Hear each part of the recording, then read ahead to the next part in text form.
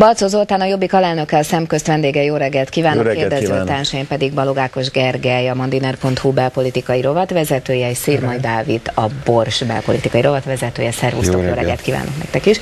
Felegi Tamás tárca nélküli miniszter tegnap bejelentette, hogy készfeltételek nélkül tárgyalni a kormány az IMF-fel és az Európai Unióval, akár egy készenléti hitelmegállapodásról is.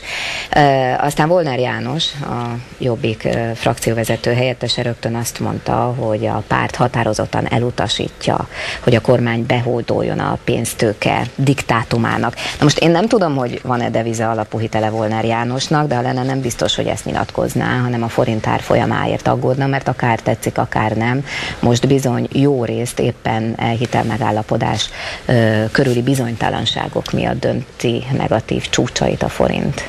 Egyetért a kollégájával, pártársával? Természetesen egyetértek vele, tehát ebben a helyzetben azt, hogy a teljes kapituláció következzen be a legalább eddig szavakban meghirdetett gazdasági szabadságharchoz képest, ami sajnos csak szavakban alakult ki, ebben a helyzetben ez a teljes lefekvés, ez azt eredményezné, ami a Magyarországnak, a magyar társadalomnak egy fokozatos és menthetetlen sorvadása. Ahogyan egyébként az MSZP képviselője elmondta, hogy ez a teendő, végre meg kell felelni az IMF-nek, jön a recesszió. De Felegi Tamás nem ezt mondta, bocsássa meg, azt mondta, hogy feltételek nélkül tárgyalni, de ez nem azt jelenti, hogy elfogadnak minden feltételt, amit az IMF, illetve az Európai Hát az, hogy a minél gyorsabb megállapodást kell elérni, ezt a elfogadott készszert jelenti. Meg kell nézni a sajtóreakciókat, amik eljutnak a eseményeket figyelőkhöz.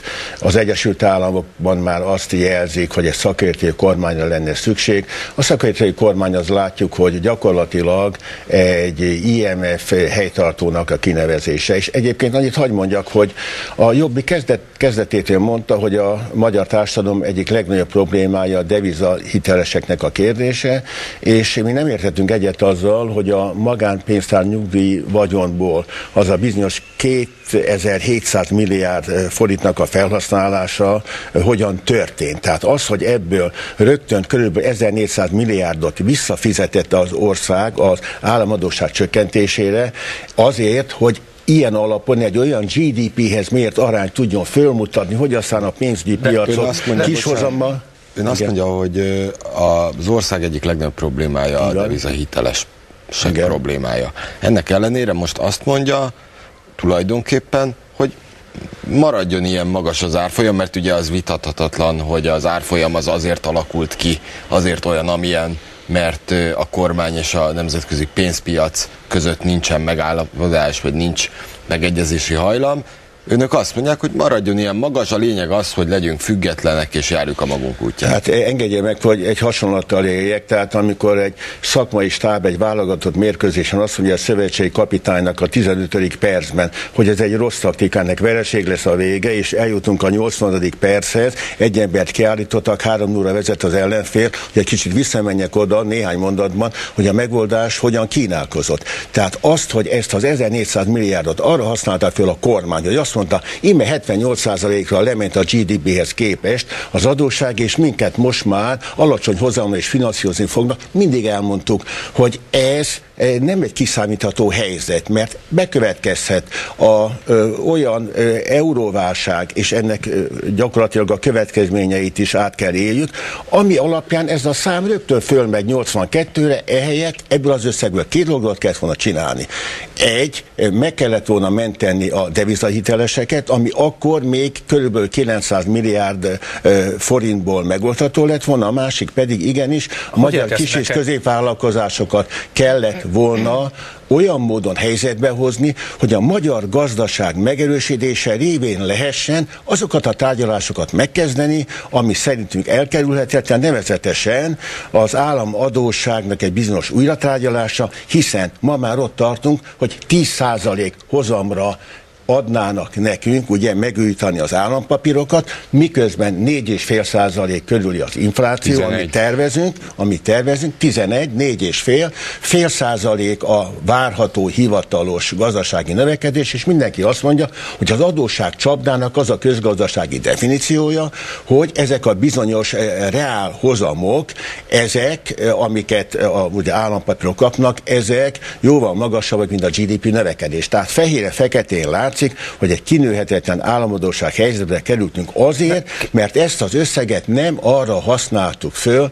hogy a legnehezebb problémát megoldjuk, és a magyar gazdaságot beindítsuk. Képviselő, mit ért azon, hogy 900 milliárd forintból meg lehetett volna oldani a devizahitelesek problémáját? Azt értem, hogy amikor a Jobbik azt mondta ezelőtt egy évvel a parlamentben, hogy az lenne a megoldás, hogy forintosítva ezekkel a hiteleket az állam is szálljon be a bankok mellett abba, hogy ezt a kérdést megoldjuk, azt mondták, hogy képtelenség, amit a Jobbik kér, mert erre 900 milliárd forintra lenne szükség, mondták a kormányzati szakértők.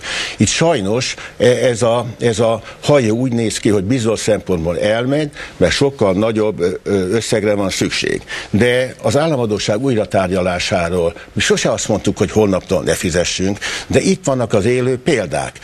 Ezelőtt körülbelül már fél évvel olvastam a heti válaszban egy szakértőtől, hogy Görögország ott követte el a hibát, hogy nem kezdte meg az újratárgyalás egy évvel ezelőtt. Írország azt mondja, hogy az IMF-fel való megállapodás és a további megszorításoknak az a feltétele, hogy államadósság elengedés legyen. Tehát ezért mondjuk mi, hogy ebben a helyzetben bocsánat, az a megfelelés... Precízek, hogy erre az ír kijelentésre mit mondott az Európai Unió. Akkor nélkületek fogunk megállapodni. Tehát mondjuk azért Brüsszel részéről hogy mondjam, egyetértés minimális jelét nem látni. Hát nyilvánvalóan ez minden ország számára egy küzdelem. Tehát a gazdasági szabadság az, ami sajnálatos módon csak szavakban történt meg, nem lett volna rá szükség. Bocsánat, miért mondja azt, hogy csak szavakban történt meg? Tehát az elmúlt másfél évben ugye külföldi vállalatok több 100 milliárd forintot vesztettek ilyen-olyan formában, akár különadók formájában, akár a végtörlesztés miatt, tehát a veszteséget kellett realizálni. Önök szerint ennél hogyan lehetett volna tovább elmenni? Úgy lehetett volna elmenni, hogy nem egy ilyen krízisadót vezetnek be csupán, ami persze ingerelte itt a gyarmatokon működő befektetőket. Orbán Viktor elmondta, nem csak, hogy ingerelte, hanem veszteséget elmondta a norvég miniszterelnöknek, vagy krízis adókkal együtt is, Magyarországon még az átlagos adóteher így is messze alatta van az európai átlagnak. Az más kérdés, hogy erre is úgy tekintettek, mint a magyar kormánynak egy olyan lépés, amilyen panaszkodni kell. Ezért vannak ezek a befektetők Magyarországon. Nem biztos, hogy mondjuk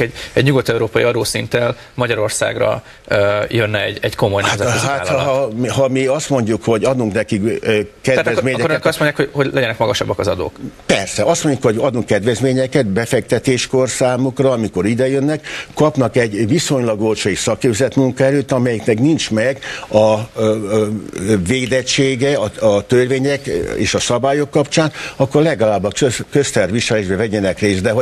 De részt vesznek, hiszen még ugye a gazdaság más szektoraiban nagy a fekete munka, addig mondjuk egy multicégnél biztos, hogy rendesen fizetik az adókat, meg a járulékokat. Hát a profit nagy részét pedig közvetve és közvetlenül módon kiviszik. Én megértem, hogy ebben nem értünk egyet, de hadd mondjak még egy érvet arra, hogy miféle gazdasági szabadságharc ez. A Magyar Nemzeti Bankról szóló törvény ma mint egy kulcskérdés lenne. Meg kell nézni, hogy mi változott a 2007-es utolsóhoz képest. Abban még az szerepel definícióként, hogy a Magyar Nemzeti Bank, a Magyar Köztársaság Központi Bankja pont, második mondat, az MNB tagja a Központi Bankok Európai Szövetségének, rendszerének. Ebből kivették azt az első mondatot, hogy a Magyar Nemzeti Bank, a Magyar Köztársaság, ha tetszik, Magyarország bankja. És ez mit jelent? Azt jelenti ebbe a szimbolikus üzenetben is, hogy még ilyen módon, definícióban sem köthető a magyar nemzethez. És amikor azt mondjuk, hogy független, el kell olvasni, hát az a neve. Na de a neve az, hát akkor köthető, ha meghatározásban ott van, hogy a Magyarországnak a központi bankja, de a függetlenségről még egy mondatot hagy mondjak, hát ott van rögtön utána, hogy nem fogadhat el utasítást. Se kormánytól, se országgyűléstől, egyedül az Európai Központi Banktól. Miközben nem vagyunk az eurozónának a tagja. És egyetlen dolog az, amiért mégis támadják ezt, és a Jobbik pedig támadják, és a Jobbik támogatta, mert felsejlik benne az a lehetőség, részben, részben az újabb alelnöknek a kijelölésével és pozícióba helyezésével, részben monetáris tanács tagjainak a növelésével, részben egy párhuzamos törvénnyel, mely összevonná az állami pénzügyi szervezetek állami felügyeletét az MNB-be, fölsajlik annak a lehetősége, hogy azt a Simor Andrást, aki mindig minden lépésével szemben megy a kormányzati gazdaságpolitikával, aki a pénzügyi globális világ, én ezt kimerem mondani saját véleményem szerint, itteni rezidense, van egy lehetőség arra, hogy valamilyen módon a Nemzeti Bank második feladatát valahogy majd teljesíteni tudja, nevezetesen, hogy a kormány gazdaságpolitikát támogatja. Na, ha de nem hát épp ez a... Tehát most elmondta pontosan azokat a problémákat, ami miatt a Nemzetközi Valutaalap, illetve az Európai Unió nem hajlandó tárgyalni a magyar kormánnyal, jelenleg legalábbis ez a helyzet, mert ezt kifogásolják. Pont így ezt a két passzusát a jegybank. Én azt mondtam, hogy még az is kikerült, hogy az a Magyarországnak a központi bankja, bennmaradt az, hogy utasítást csak az Európai Központi Banktól fogadhat el, és igen, én kimondom azt, hogy ők azt látják, hogy Simon Andrást kell megvédeni, mert rajtuk keresztül ez a központi akarat érvényesül. Le fog előbb-utóbb járni. Hát az egyáltalán nem mindegy ebben a helyzetben, hogy előbb vagy utóbb. Lehet törvényekről, mondatairól beszélgetni, de a lényeg azt hiszem, hogy mégiscsak az a devizahitelesek esetében, hogy ha jól értem, önök azt mondják, hogy már pedig az IMF, EU diktátumokat semmiképpen nem lehet elfogadni. Akkor a forint elszáll. Ebben egyetértünk, nem? Az, hogy a Magyar Nemzeti Banknak milyen szerepe lenne adott esetben a forint árfolyának stabilizálásában, hogy azon kívül, hogy a kamattal játszik, hogy milyen piaci műveletek vannak, ha ő éppen a Magyar Nemzeti Bank magyar nemzeti érdeket is szolgál, és itt nem arról van szó, hogy a kormány segíts, az országot segítsen. Nem egy logikus összefüggés ez? Hogyha az IMF-fel nem állapodunk meg, az Magyarországon több százezer devizahitelesnek katasztrofális. Az nagyon érdekes dolog, hogy ezelőtt egy nappal még az illetékes államtitkár, sőt megelőzőleg Orbán Viktor is azt mondta, hogy amennyiben nem kerül sor IMF megállapodásra, akkor is tudjuk finanszírozni. Mondok egy példát, nem vagyok pénzügyi szakember, de azt is megkérdezem. Ugye van ez a bizonyos 32 milliárd eurós tartaléka. Finanszírozása drága lesz. Igen, egyébként ezzel kapcsolatban Fellegi Tamás azt mondta, hogy bármi ezzel kapcsolatos nyilatkozat elhangzik, az a releváns, és az számít, amit ő mondta. Aztán, hogy a kormány többi rész... Értem, csak az, hogy én egy ellenzéki párt képviselőként egy vad dolgot mondok-e, azt úgy próbáltam alátámasztani, ha egy nappal hamarabb egy illetékes államtitkár arra hivatkozik, hogy az a lehetőség fönnáll, akkor talán valahogy nem valami szédül dolgot vetek föl, és még egyet hagy mondjak el. Köszönöm. Igen, akkor legközelebb van a lehetőség. Köszönöm szépen, és nektek is irányadó következő.